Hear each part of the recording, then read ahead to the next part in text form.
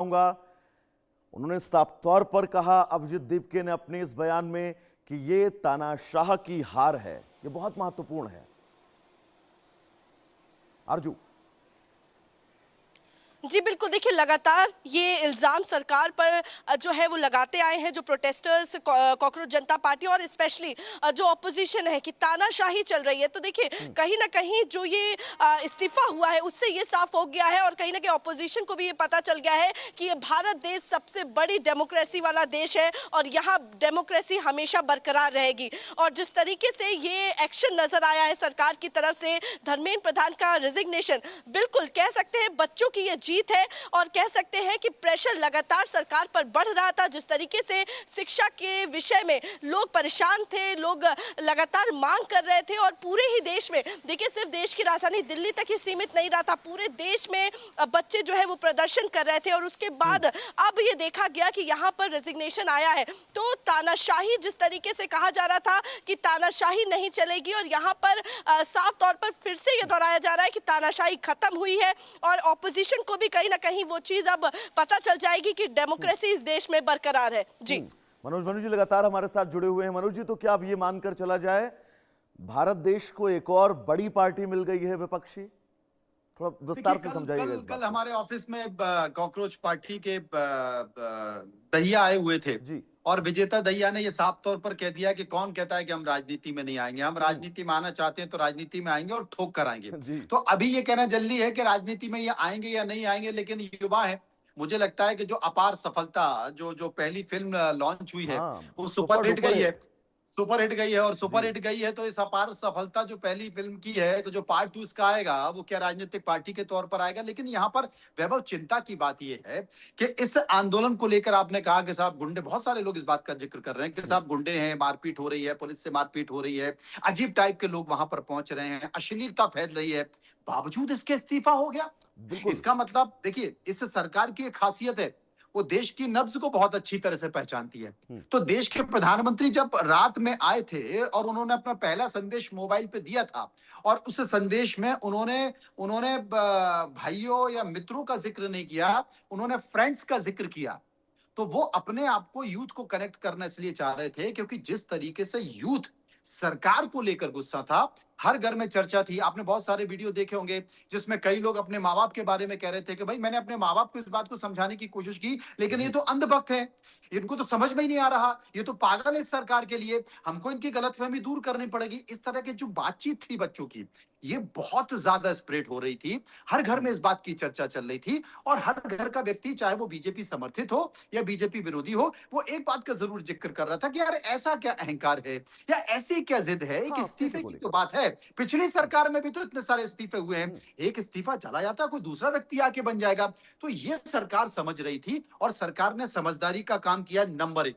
Number दूसरा, सरकार ने पिंडोरा बॉक्स खोल दिया है। बहुत सारे ऐसे मामले हैं जो भ्रष्टाचार के मामले हैं, जिनके सबूत हैं, जो प्रूफ्ड हैं। अब आप देखना, संसद का सत्र तो चलेगा क्योंकि ये विपक्ष की मांग थी, तो विपक्ष को मानना पड़ेगा। सरकार भी कहेगी आपकी मांग थी इस्तीफे की, हमने इस्तीफा दे दिया, अब संसद को चलने दीजिए। बहुत लोग जिनसे मेरी बात होती थी वो ये भी कह रहे थे कि धर्मेंद्र प्रधान इस्तीफा नहीं देंगे, कैबिनेट एक्सटेंशन होगा, उसमें इनसे पद छीन लिया जाएगा। ये भी बहुत ज्यादा चर्चा हो रही थी।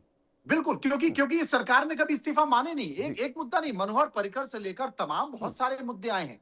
सरकार ने कभी, आपको याद होगा अजय मिश्रा टेनी के बेटे ने किसानों के ऊपर गाड़ी चढ़ा दी, उनको रोक दिया और वो गृह राज्य मंत्री थे, वो अमित शाह के नंबर 2 थे, लेकिन उन्होंने इस्तीफा नहीं दिया तो नहीं दिया। उनको कब हटाया? रूटीन जो प्रोसेस होती है उसमें वो हट गए।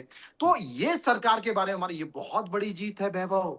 और वैभव ये अभिजीत जिस बात का जिक्र कर रहा है कि कौन कहता है कि इस सरकार में इस्तीफे नहीं होते, इस सरकार के बारे में गलतफहमी थी कि इस्तीफा नहीं होते, इस्तीफा हो गया।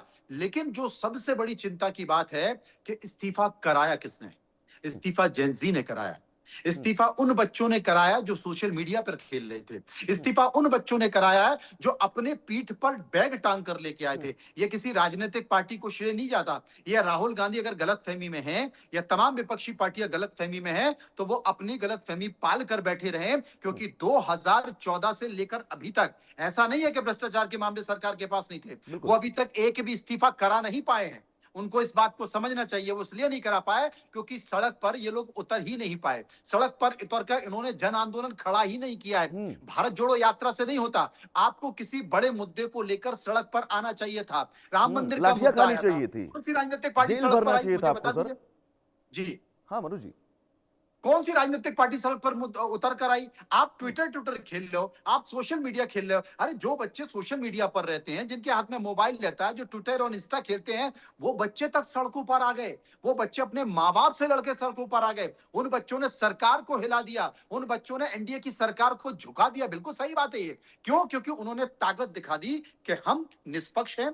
हमारे दिल में एक दर्द है, वो भारत की शिक्षा व्यवस्था को लेकर है, और ये शिक्षा व्यवस्था दशकों से नहीं सुधरी है। अब हम इसे सुधार कर लेंगे। और ये बात घर घर में आ गई थी, और सरकार को भी चिंता इस बात को लेकर हो रही थी कि अब एक मैसेज जा रहा है कि ये अहंकार है, ये जिद है। अगर ये जिद लंबे समय तक रही तो ये आने वाले समय में स्थिति खराब कर सकती है। और चूंकि वैभव, आपको पता ही है, किसान आंदोलन भी ऐसे ही लंबा चला था। बिल्कुल। सरकार किसान आंदोलन में मान नहीं रही थी, लेकिन जब चुनाव आ गए थे ना उत्तर प्रदेश के, तो सरकार ने तुरंत जो है 3 काले तीनों कानून वापस ले लिए। लिए। अभी भी उत्तर प्रदेश सामने आ गया। 5 राज्यों के चुनाव है, उत्तर प्रदेश है, उत्तराखंड है, पंजाब है। तो सरकार ये कह रही थी कि युवा तो हर जगह है, और हर राज्य में प्रदर्शन हो रहा है, हर जिले में प्रदर्शन हो रहा है। तो उत्तर प्रदेश की बड़ी चिंता थी, जो कि बड़ा राज्य है, जो जिस राज्य का चुनाव केंद्र की दिशा तय करता है। मनोज जी, इस आंदोलन का आपने जिक्र किया, जंतर मंतर का आपने विस्तृत जिक्र किया, लेकिन जंतर मंतर पर जो जेनजीज पहुंच रहे थे, सोशल मीडिया जिनके ऊपर पूरी तरह से हावी रहता है, और वो जिन शब्दों का इस्तेमाल, जिन पोस्टर्स का इस्तेमाल कर रहे थे, उन पोस्टर्स को हम टीवी स्क्रीन पर अपने दर्शकों को दिखा तक नहीं सकते हैं। जिन शब्दों का इस्तेमाल कर रहे थे, जिन शब्दों का चयन कर रहे थे, उन शब्दों को हम टीवी स्क्रीन पर अपने दर्शकों को सुना भी नहीं सकते हैं, लेकिन उसके बावजूद ये इस्तीफा। देखिए वैभव, आप याद कीजिए, जब भी विश्व युद्ध हुआ है या क्रांति होती है, तो 2 तरह से होती है। या तो लाफ्टर से होती है, हंसी मजाक से होती है, या फिर क्रूरता के साथ होती है। आपने हिटलर को देखा, और हिटलर के बाद आपने चार्ली चैंपियन को भी देखा होगा। ये बच्चे क्या कर रहे थे? ये बच्चे वहां पर मजाक उड़ा रहे थे, ये बच्चे वहां पर हंस रहे थे, और हंसते हुए वो बार बार पुलिस वालों के सामने जाके कह रहे थे, बोले मारेंगे आप हमको, मारिए। वो निशान बना रहे थे, कोरियन जो निशान होता है प्यार का, वो पुलिस वालों को देख करके आपने डंडा मार दिया, वो लव का निशान बना रहे थे। तो ये जो क्रांति है, ये पूरे देश के युवाओं को कनेक्ट कर रही थी। इन बच्चों ने कोई बहुत ऐसा वो नहीं कर दिया, सिर्फ खड़े थे। इससे बड़ा आंदोलन तो अन्ना आंदोलन था, इससे बड़ा आंदोलन तो निर्भया आंदोलन था, उससे बड़ा आंदोलन तो किसान आंदोलन था। लेकिन ये आंदोलन घर घर पहुंच रहा था, और बच्चों ने जो मजाक उड़ाए, बच्चों ने जो मीम बनाए, और इस देश की सरकार को सोचने पर मजबूर किया। मुझे लगता है इतना ज्यादा छवि खराब बच्चों की नहीं हो। तो सबसे महत्वपूर्ण बात मैं आपको बताने जा रहा हूं वैभव, सड़कों पे जानते हैं कौन थे? वो जेनजी थे, जो भारत की सरकार और भारत के राजनीति